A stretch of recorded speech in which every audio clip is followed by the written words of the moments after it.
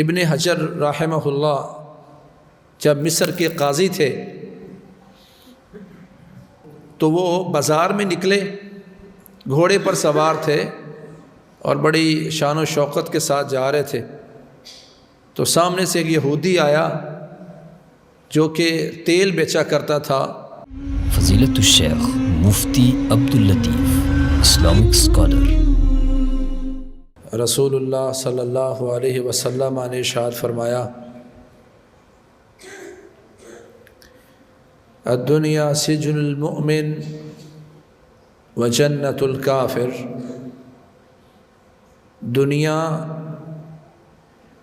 مومن کے لیے قید خانہ اور کافر کے لیے جنت ہے۔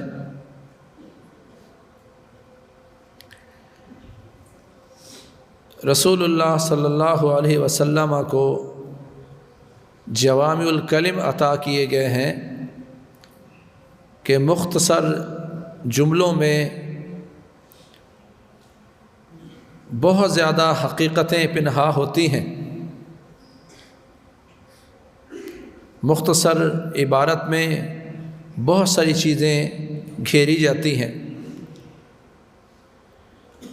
یہ حدیث ہم نے بارہا سنی کہ دنیا مومن کے لیے قید خانہ ہے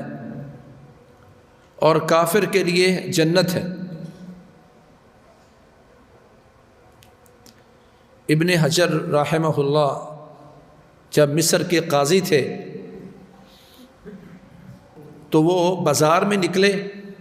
گھوڑے پر سوار تھے اور بڑی شان و شوقت کے ساتھ جا رہے تھے، تو سامنے سے ایک یہودی آیا جو کہ تیل بیچا کرتا تھا، کپڑے اس کے گندے تھے، بری اس کی حالت تھی۔ ابن حجر رحمہ اللہ کے گھوڑے کی لگام اس نے تھامی اور کہنے لگا کہ تمہارے نبی نے یہ کہا ہے کہ دنیا مومن کے لیے قید خانہ ہے اور کافر کے لیے جنت ہے، تم اپنے آپ کو مومن اور مجھے کافر کہتے ہو،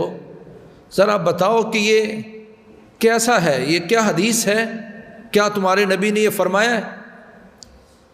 تو ابن حجر رحمہ اللہ نے فرمایا، جی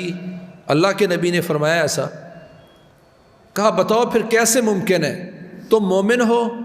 گھوڑے پر سوار ہو، شان و شوکت کے ساتھ زندگی بسر کر رہے ہو، تمہارے لیے تو جنت ہے، میں کافر تیل بیچ رہا ہوں، میرے لیے تو دنیا ہی جہنم بنی ہوئی ہے۔ یہ حدیث اب تم کہتے ہو تمہارے نبی نے کہا ہے، اور فزیکلی آپ دیکھتے ہیں کہ آپ جنت میں ہیں اور میں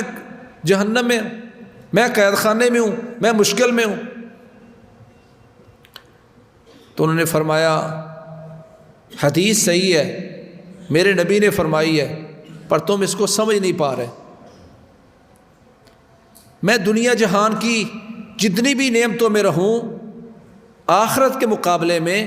جنت کے مقابلے میں یہ دنیا قید خانہ ہی ہے۔ جو آگے اللہ نے نعمتیں عطا کرنی ہیں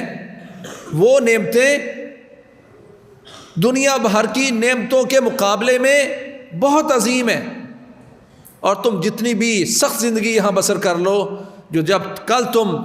اللہ کے نبی کا انکار کرنے کی وجہ سے، کفر کی وجہ سے جب تم جہنم کی طرف جا رہے ہوگے تو تم سمجھو گے کہ جو دنیا میں رہ کے آئے ہوں وہ واقعی جنت ہے۔